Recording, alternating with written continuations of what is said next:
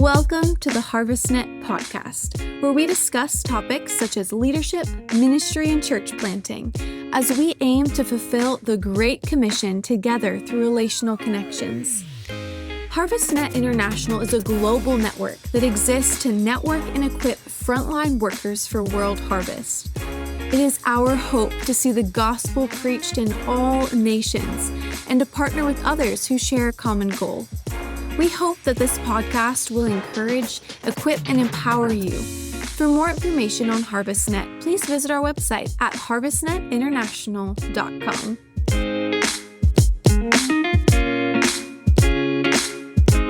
Hi, everybody. This is Barry Wissler, president of HarvestNet International, and I want to talk with you just a little bit today about harvest. HarvestNet exists for the harvest. That's the purpose, and we are a partnership of many churches, ministries, and some businesses that fulfill the Great Commission together. It began when Ephrata Community Church in Pennsylvania, the church I was pastoring, began to plant churches, and we kept the churches connected. They were autonomous churches, but we kept a family of churches together, and today that family in Pennsylvania alone has grown to 10 churches, all within about an hour and a half of each other. And then through international mission work, it began to jump outside to the United States, other states, but then outside the United States to nations. And today we are involved in building partnerships and connections in 30 nations. I personally believe that we will see a massive harvest, and that's what we're preparing for. I'm a farmer. I grew up on the farm. Most of our year was focused on the harvest, and we were preparing the harvest or bringing the harvest in. And I would believe that we will see up to 1 billion souls come to Jesus in the world in coming years. That's massive, and I don't know if you think about that, what the world would be like with 1 billion more believers. But I believe it's going to happen. I believe God's going to do it. And so what we're doing now is we want to prepare for the harvest and prepare our workers, our churches, bring health and strength, and build partnerships to do it. You know, every time Jesus sent people out in the scriptures, when he sent them out to evangelize or preach, he gave them 3 simple commands: preach the kingdom or announce the kingdom, heal the sick, and cast out demons. Very simple instructions. He didn't give them a memorized presentation, nothing wrong with that. But what he gave them was an understanding of the kingdom and how to bring it to people's lives, how to introduce them to the king and to the kingdom. So you can check that out if you want to, but every time those are the same 3 instructions he gave. I do believe that Jesus will not return until after we preach the gospel of the kingdom to every nation. Matthew 24 says that, and this gospel of the kingdom will be proclaimed throughout the whole world as a testimony to all nations, and then the end would come. So as believers, we shouldn't focus on escaping from the world. Obviously, we all want to go to heaven, and I can't wait for that. But while we're here, we have a task. It is our Great Commission. And we shouldn't want to escape the world. We should want to save the world. But I believe the Great Commission will require great collaboration, and I've heard several other leaders say the same thing. When I grew up in the church, I was taught if every Christian finally did its part and won 1 or 2 people, we could complete the Great Commission. Actually, I'm not sure if that will happen that way. I believe that it will require collaboration, and there is a great increase in effectiveness when we work together as a team.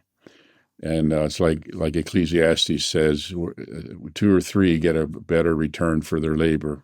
I live in the area where the Amish live in Pennsylvania, and they have horses that work together. And if you put 2 horses together, you'd assume you could pull twice as much. But actually, it's 3 times as much. And if they're trained well to work as a team, up to 4 times as much. So the book of Proverbs tells the truth. We will have a better return for our labor. We'll be more effective if we work together as a team. And Jesus said the kingdom of God is like a net cast into the sea, bringing forth fish of every kind. I think that's what's going to happen. I think God and the angels will get involved in the harvest. But right now, I believe that God's building a net that will span the globe, cover the seas and the continents. And the net is made up of relationships and connections among leaders and churches who will all partner together. After all, the world is one big harvest field, and we are simply all workers in his field. It's not our kingdom. There's only one king, one kingdom. And if we work together, this job of fulfilling the Great Commission can be fulfilled. And I believe that the bride of Christ will fulfill the Great Commission, and Jesus will come back for a glorious bride, not a hiding, weak, timid, remnant of some sort. I think it's going to be massive, and I think it's going to be amazing. And Jesus even prayed, Father, make them one. And the world will know who I am. So H&I was formed to become part of the net of global harvest. So there are many networks, good ones. And God's even networking networks and giving us friendships, relationships together. And it's one of the things I see doing and bringing people together in key relationships. And I believe it's a time where we should invest in key relationships, invest now so that when the harvest comes, we're ready and we have ability to work with others. You remember the story when Jesus finished speaking, this is in Luke 5, where he said to Simon Peter, put out into the deep water and let your nets down. Of course, Simon had fished all night. It was a hard night. He worked hard, didn't get anything. But he obeyed Jesus on a little thing like that, and he put the nets down. And it says in verse 6, when they had done this, they enclosed a great quantity of fish, and their nets began to break.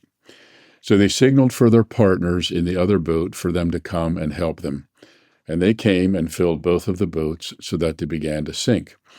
I think this is a picture of our need for partners. Peter obviously had partnerships because he called them his partners, and he could call somebody to come and help. And I've been a witness of several places where there was massive, immediate harvest, and the churches in the area really did need each other just for support and to manage the number of people coming to Jesus. They need to be discipled. They need to be called and gathered together. And there's a couple things out of this story. There's a similar story in John 21 that says the nets did not break. In this case, they did, which is sad. And harvest will be tiring. I know that on the farm. And a massive harvest could be very taxing to us. And yet, if we have strong nets and if we have partners to help, we can see it all go very well. I'm a farmer at heart. I grew up on a farm, and I did farm with my dad when I planted our church. And for 12 years, while I started the church, I was farming. I was bivocational. And on the farm, harvest was our focus. And my dad had three brothers that each had their own farms.